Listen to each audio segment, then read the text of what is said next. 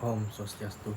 Perkenalkan, nama saya Imade Aretya Diputra, NPM 202210121187, kelas K5, Fakultas Hukum, Universitas Warmadewa. Di sini saya akan menjelaskan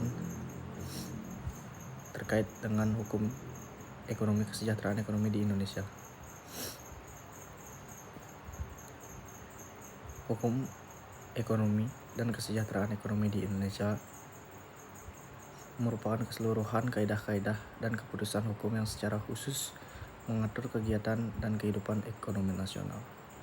Landasan utamanya adalah Pasal 33 Undang-Undang Dasar 1945 yang mengamanatkan bahwa perekonomian nasional diselenggarakan berdasarkan demokrasi ekonomi dengan prinsip kebersamaan, efisiensi berkeadilan, berkelanjutan, berwawasan lingkungan, kemandirian, serta dengan menjaga keseimbangan, kemajuan, dan kesatuan ekonomi nasional.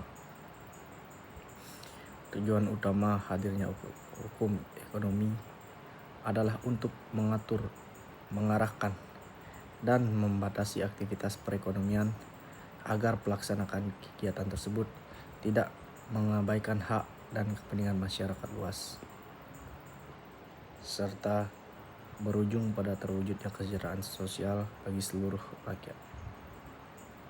Adapun dualisme hukum ekonomi, seperti halnya pembangunan dan sosial.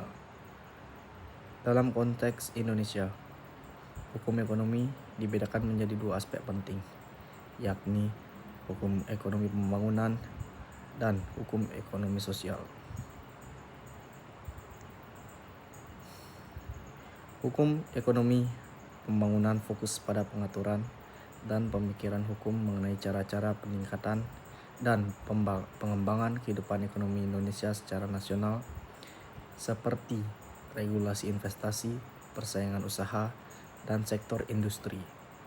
Sementara itu, hukum ekonomi sosial menyangkut peraturan dan pemikiran hukum mengenai cara-cara pengambilan hasil pembangunan ekonomi secara adil dan merata,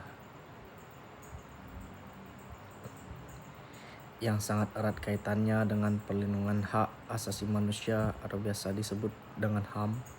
Ekonomi kesejahteraan dicapai melalui keseimbangan antara pertumbuhan pembangunan dan pemerataan sosial.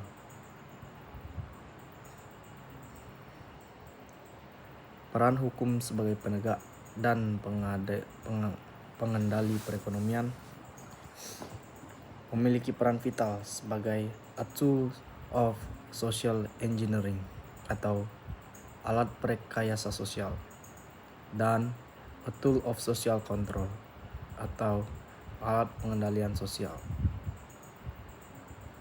Dalam pembangunan ekonomi, sebagai penegak hukum, hukum menciptakan kepastian dan prediktabilitas yang esensial untuk menarik investasi, memfasilitasi transaksi bisnis, dan mendorong inovasi.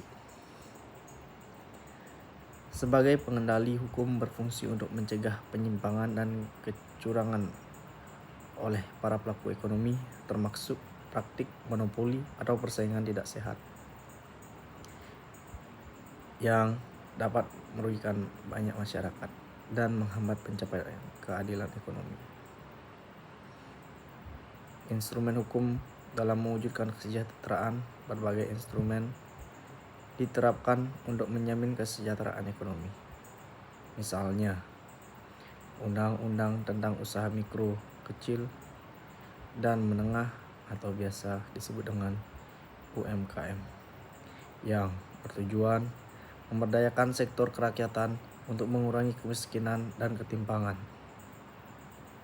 Regulasi di sektor pangan dan energi menjamin akses masyarakat terhadap kebutuhan dasar. Selain itu, hukum terkait perpajakan dan perlindungan konsumen juga berperan penting. Pajak digunakan sebagai alat distribusi kekayaan untuk pembangunan dan subsidi, sementara perlindungan konsumen menjamin hak-hak masyarakat dalam kegiatan ekonomi. Tentang Tantangan dan penegakan hukum. Salah satu tantangan terbesar adalah mengaitkan hukum ekonomi dan kesejahteraan adalah masalah kesenjangan ekonomi dan ketidakmerataan hasil pembangunan. Meskipun peraturan sudah ada, penegakan hukum yang tidak efektif atau korupsi dapat menghambat tujuan pemerataan. Diperlukan penguatan sinkronisasi regulasi, peningkatan partisipasi masyarakat, serta pengawasan dan penegakan hukum yang konsisten dan berkeadilan. Institusi penegak hukum seperti Komisi Pemberantasan Korupsi atau KPK dan Lembaga Persaingan Usaha atau KPPU memegang peran kunci dalam menciptakan iklim usaha yang adil. Sinkronisasi dan prospek masa depan hukum ekonomi Indonesia harus berorientasi pada ekonomi berkelanjutan dan inklusif. Ini membutuhkan reformasi hukum yang responsif terhadap perkembangan teknologi dan isu lingkungan, sambil tetap memegang teguh prinsip kekeluargaan dan demokrasi ekonomi yang diminatkan konstitusi. Sinkronisasi hukum pusat dan daerah serta penyesuaian hukum nasional terhadap standar ekonomi global adalah langkah penting agar pembangunan ekonomi tidak hanya berujung pada pertumbuhan angka atau PDB semata, tetapi juga pada peningkatan kualitas hidup dan keadilan sosial yang menjadi tolak ukur utama kesejahteraan rakyat.